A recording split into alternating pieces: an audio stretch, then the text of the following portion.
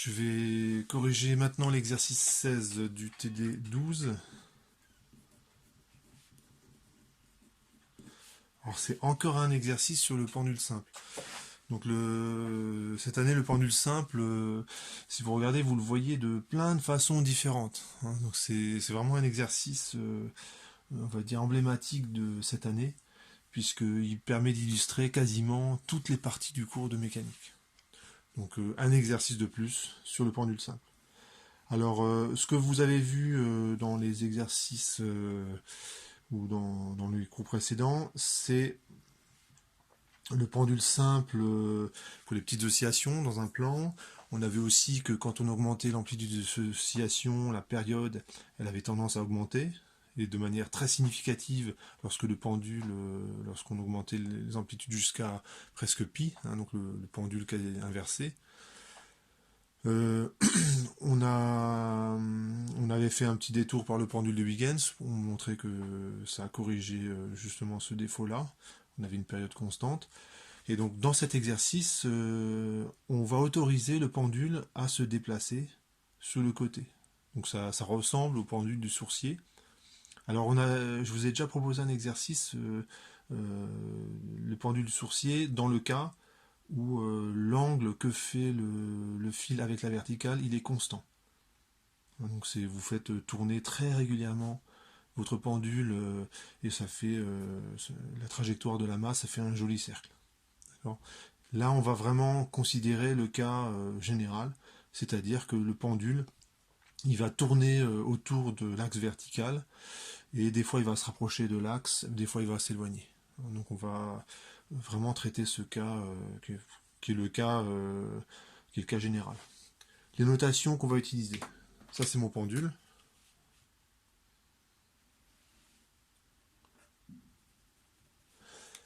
Et je repère sa position avec deux coordonnées, la distance, enfin trois coordonnées, pardon, la distance petit r, son altitude z, ici vous avez un angle droit, et avec l'angle θ qui est ici. L'angle θ qui se trouve ici. Et ce qu'on va montrer, c'est que le point qui est ici, que je peux appeler petit m pour lui donner un nom, le point petit m, il va décrire une trajectoire qui va être contenue entre deux cercles. Je vais pouvoir utiliser les résultats sur les forces centrales dans le cas du pendule simple. Donc normalement, j'ai pas le droit de le faire. Pourquoi? Parce que si vous représentez les forces, vous avez le poids qui est comme ceci, et clairement le poids là, c'est pas une force centrale. Et vous avez la tension du fil. Alors la tension du fil, vous allez me dire, c'est une force centrale puisqu'elle est toujours dirigée vers haut. Donc en fait, on n'est pas dans le cas vraiment des forces centrales, puisque P et T, ils sont pas dirigés de force vers un point particulier de l'espace. Mais en fait, si vous regardez la même chose, mais vue du dessus,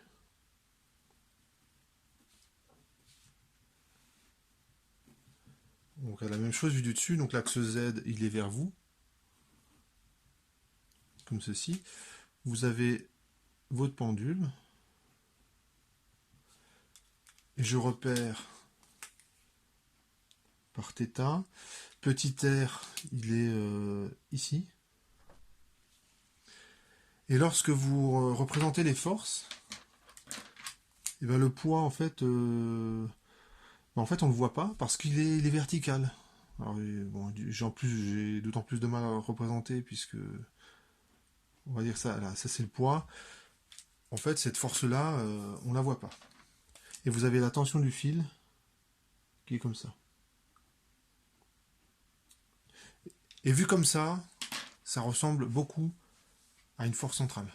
Si je représente mon système vu du dessus. Effectivement, on va montrer qu'on a tous les résultats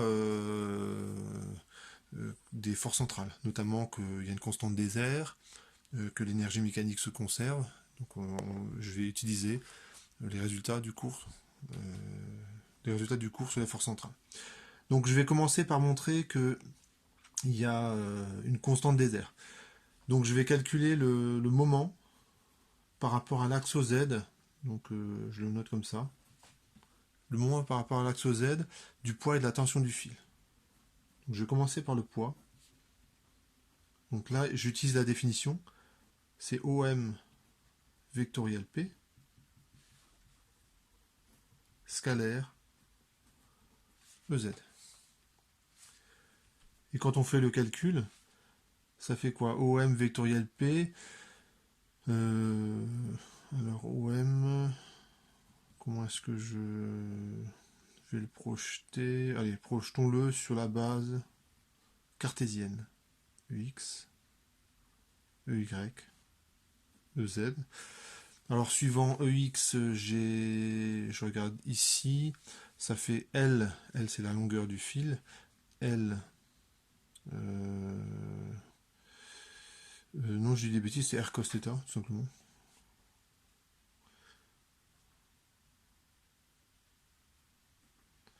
Ici c'est R sinus θ. Suivant Z, ben c'est Z, vectoriel. Et le poids c'est 0, 0, moins mg. Suivant EX, EY, EZ. Et tout ça, je fais scalaire EZ. Donc dans ce produit vectoriel, je ne vais pas m'amuser à calculer la coordonnée suivant X de ce produit vectoriel, ni la coordonnée suivant Y, parce que je ne vais garder que la coordonnée suivant Z. Et ça fait quoi? Ça fait 0. Ça fait R cos θ fois 0 moins R sinus θ fois 0. Donc le moment du poids par rapport à l'axe Z, c'est 0. Effectivement, vous imaginez, pour vous convaincre de ça, vous imaginez une porte. Voilà, là vous avez une porte, et le gond de la porte, il est là. Et disons que la clenche, elle est là. Et si vous poussez la clenche vers le bas, c'est-à-dire que si si vous vous suspendez à la porte, ça va ni l'ouvrir ni la fermer. Pourquoi? Parce que le poids, il ne participe pas à la rotation de la porte. Si vous voulez faire tourner la porte, il ne faut pas appuyer vers le bas sur la porte. Donc, on a ce résultat. Ensuite, on a le moment par rapport à OZ de la tension du fil. Donc, je reprends la définition. OM vectoriel T scalaire E2Z. Bon, ici ça fait 0 parce que dès le départ, ça vaut le vecteur nul. OM et T, vous regardez le schéma, ils sont collinaires, donc le produit vectoriel est nul.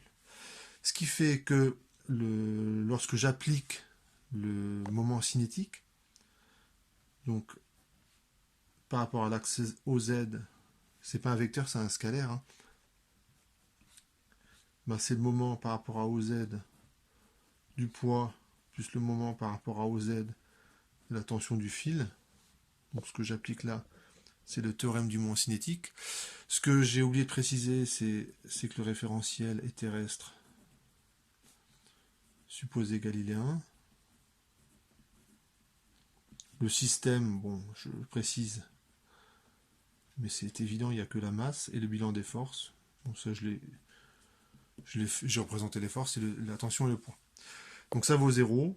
Ça veut dire que le moment cinétique par rapport à Z, c'est constant. Donc on va calculer ce moment cinétique par rapport à l'axe OZ. Donc je reprends la définition. C'est OM vectoriel MV scalaire E2Z. Donc là j'utilise vraiment des définitions, donc il faut que vous soyez au point là-dessus. Quand j'écris ce genre d'équation, il ne faut pas que ça vous pose de problème. Dit autrement, apprenez votre cours. Quand je fais OM vectoriel MV, ça va donner quoi? Alors, le vecteur OM, je vais l'écrire sous la forme en cartésienne. Donc ça fait R suivant E de R, 0 suivant Eθ, et Z suivant E2Z. Alors je vais placer les vecteurs ER et Eθ, EZ sur la figure.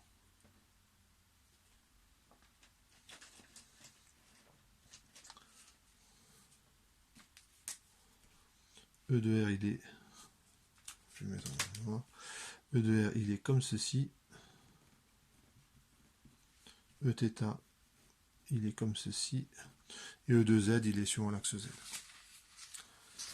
Comme d'habitude, hein, c'est les coordonnées cylindriques. Vous avez ensuite la vitesse en coordonnées cylindriques.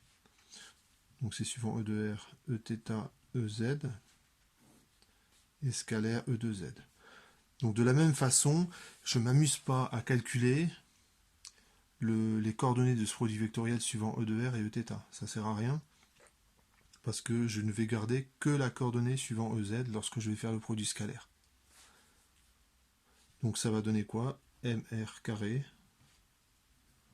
θ point, EZ, scalaire EZ. Et ça, c'est une constante. Et ce que je viens de montrer comme résultat, alors que c'est pas à proprement parler une force centrale, c'est qu'on a quand même ce résultat. Donc je l'appelle C, on va appeler ça la constante des airs.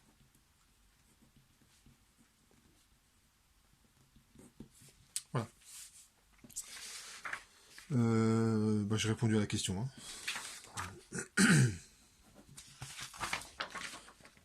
Question 2.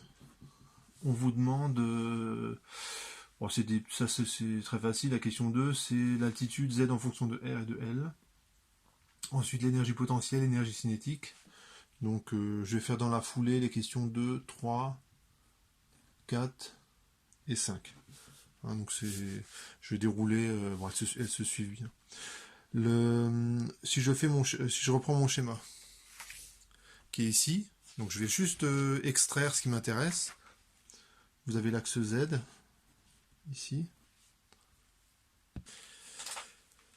Voilà, je refais une partie du schéma. Vous avez le fil qui est ici. Alors, cet axe-là, vous avez le pendule, le point M, et ici vous avez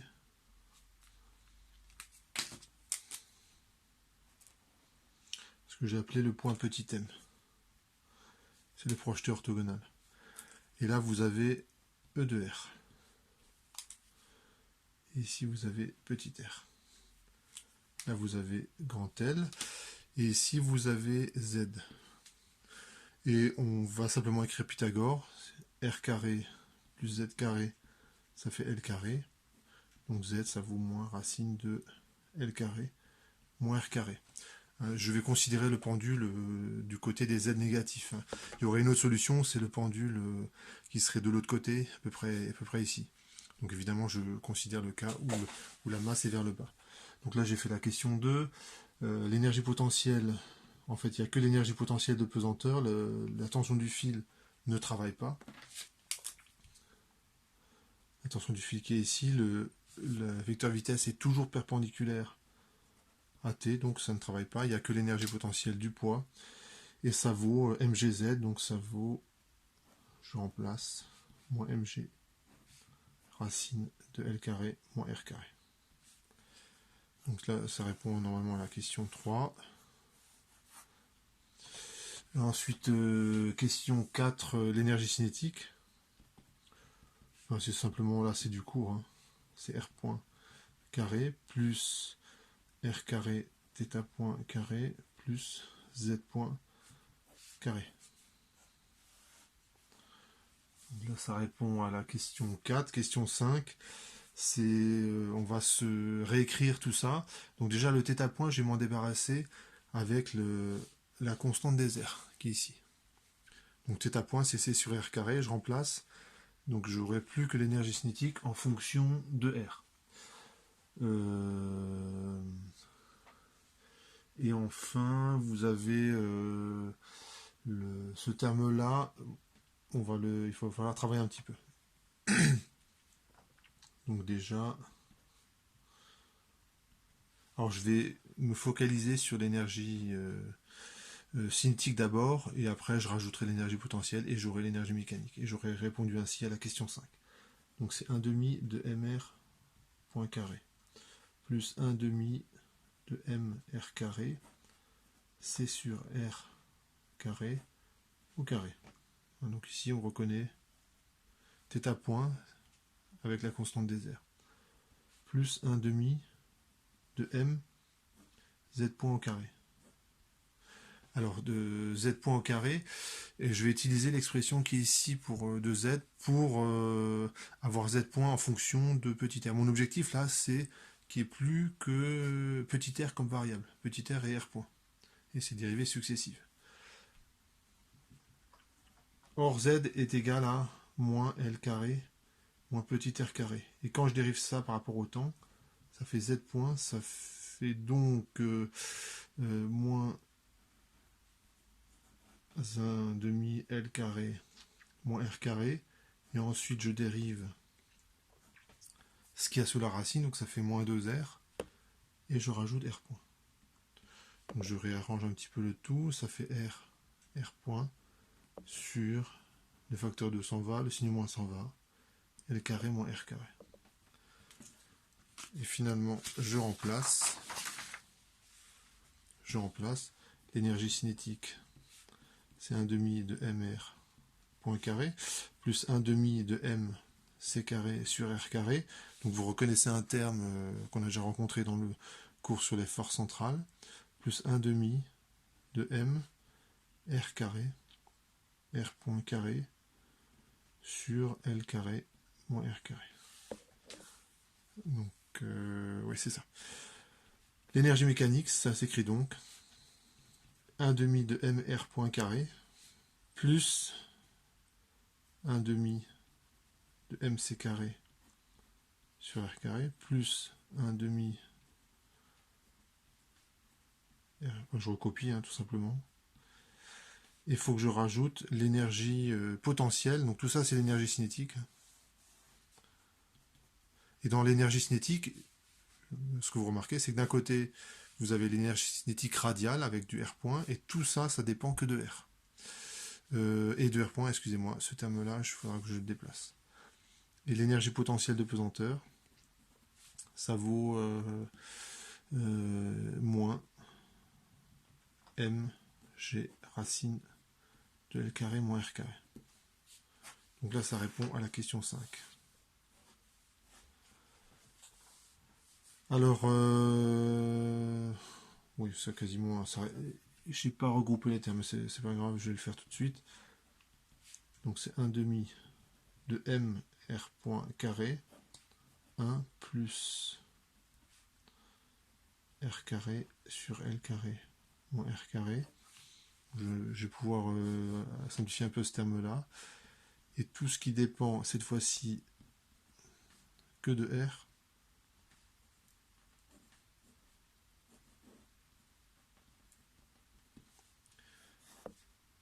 et ce truc-là, je l'appelle l'énergie potentielle effective, qui dépend que de R. Et ce truc-là, bah, c'est une sorte d'énergie cinétique, je l'appelle énergie cinétique effective. Bon, parce qu'il y a ce terme-là qui est en plus du 1 demi de MR point carré. Alors je fais une petite réécriture parce qu'on peut réarranger ce terme-là. Voilà, donc j'ai réécrit l'énergie mécanique. Ici, ça dépend que de R. Ici, c'est l'équivalent d'une énergie cinétique. Et je vais tracer cette fonction-là, en fonction de petit r. Alors ça, cette équation-là, en fait, c'est l'équation d'un cercle de rayon grand L. Et je rajoute quelque chose qui ressemble à une hyperbole. Donc je vais faire le tracé et on va pouvoir discuter justement de la forme de la trajectoire. Voilà, donc j'ai déjà tracé cette courbe-là, donc c'est ça la partie que j'ai encadrée ici en violet. Quand vous regardez, ben, c'est l'équation d'un cercle, donc ça fait un truc comme ça. Donc vous pouvez vérifier que quand petit r est nul, ben, ça vaut moins mgl. Et lorsque petit r vaut grand L, ça vaut 0. J'aurais dû englober le signe moins dans le petit rectangle. Ensuite, je trace cette courbe-là, ça va donner un truc comme ça.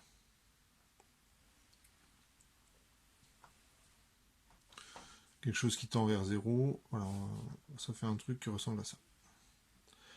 Et quand je fais la somme des deux, ben, j'aurai mon énergie potentielle effective. Voilà, donc ici vous avez l'énergie potentielle effective. Donc j'ai tracé la somme de la courbe orange, qui correspond à ce terme-là, et de la courbe violette, ici, qui correspond à ce terme-là. Et vous avez l'énergie potentielle effective. Et lorsque vous avez une énergie mécanique donnée, donc ça dépend en fait des conditions initiales. Si vous avez une énergie mécanique, je la représente bien. Eh bien, ce que vous voyez, c'est que la trajectoire, elle est forcément comprise entre cette valeur de R que j'appelle R1 et cette valeur de R que j'appelle R2. En effet, ici, ce terme-là, ce qu'on va trouver entre l'énergie mécanique et la courbe que j'ai tracée en rouge, eh ben c'est ce terme qui est en vert. C'est une sorte d'énergie cinétique. Et elle est toujours positive. Hein. Vous regardez ce terme-là, il est toujours positif. Ça, c'est un carré, c'est toujours positif. Donc, ce que j'ai représenté ici, là, c'est une sorte d'énergie cinétique effective. Elle est toujours positive, donc je ne peux pas explorer les régions de l'espace où R est plus grand que R2, ou R plus petit que R2. Ce qui fait que ma trajectoire de mon pendule, vue du dessus, elle est bornée entre deux cercles de rayons R1 et R2. Donc on peut comme ça tracer la... enfin on sait déjà que la trajectoire est bornée, et puis qu'on va passer du cercle R1, puis au cercle R2, puis du cercle R1, puis du cercle R2. Voilà, donc j'ai tracé les deux cercles, et la trajectoire, je sais qu'elle va frôler le cercle de rayon R1, puis frôler le le cercle de rayon R2, puis refrôler le cercle de rayon R1, etc., etc. Alors le problème de cette approche, c'est que vous savez pas trop comment ça se... On n'a pas la solution exacte. Donc c'est juste qu'on passe de ce cercle-là à ce cercle-là, puis de ce cercle-là à ce cercle-là. Et donc il y a plein de façons de le représenter. On peut faire une résolution numérique, on peut aussi faire l'expérience, tout simplement. Hein, vous accrochez un fil, et puis vous accrochez une masse au bout. Vous accrochez solidement le fil, et puis vous jetez la masse d'une certaine façon, et puis vous regardez ce que ça donne. Alors quand on fait l'expérience ou la résolution numérique, ça donne une trajectoire qui a cette tête-là. Donc c'est quasiment une ellipse. Et ce qu'on constate, c'est que l'hélice, elle tourne un petit peu. L'ellipse, elle tourne un petit peu. Ça fait un truc comme ça. Alors j'exagère un petit peu le... Donc ça, vous avez un mouvement de... On appelle ça un mouvement de précession. Donc c'est souvent ce qui se passe. Donc ça c'est vu du dessus. Hein. Etc. etc. Et j'étais parti initialement... Etc.